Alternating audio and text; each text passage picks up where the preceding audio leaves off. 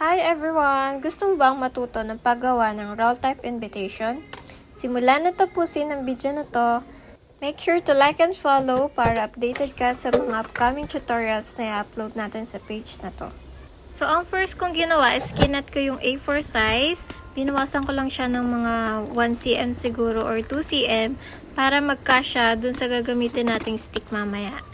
And then, kinuha ko yung emboss pattern natin para magkaroon naman ng konting design yung pinaka-back ng invitations. Ayan. So, inulit-ulit ko lang. And then, ito na yung pinaka-invitation natin. Na-layout ko na siya na isang araw. And also, na-print na.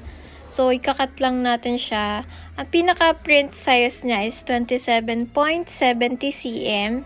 And yung width niya is 19.58 cm. So, para saktong-sakto lang siya dun sa pagdidikitan nating cardstock. After natin makat, ang gagawin natin is ididikit na natin. Sticker paper nga pala yung pinagprintan ko. 90 GSM lang siya para hindi naman super kapal ng ating invitation. And pagka ni-roll natin, hindi siya mahirap i-roll. Ayan, so dinikit ko na siya. And then may konting space lang dun sa taas at baba niya. Para yun doon natin kakabit yung stick mamaya. And then ito yung gagamitin nating tag for sa labas ng ating invitation. Makikita nyo mamaya kung paano natin gagawin. So ayan, ang next step na natin is ididikit na natin yung sticks doon sa may baba at sa taas. Gumamit lang ako ng glue stick para mas matibay yung pagkakakabit natin and hindi siya agad matanggal. So, after nyan, ang next na natin gagawin is i-roll na natin. I-roll natin yung baba and yung taas. I-make sure nyo lang yung pagkaka-roll nyo is equal talaga para hindi dun mataba sa kabilang stick or hindi mapayat dun sa kabila naman.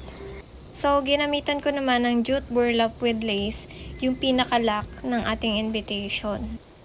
After nyan, gumamit naman tayo ng dried flowers na pink kasi yung motif ng client is burgundy and old rose.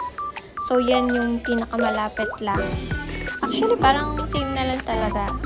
Matingkad lang yung ating dried flowers. After ko ikabit yung dried flowers, kumuha ko ng ribbon para ito yung pagkabitan ng tag natin.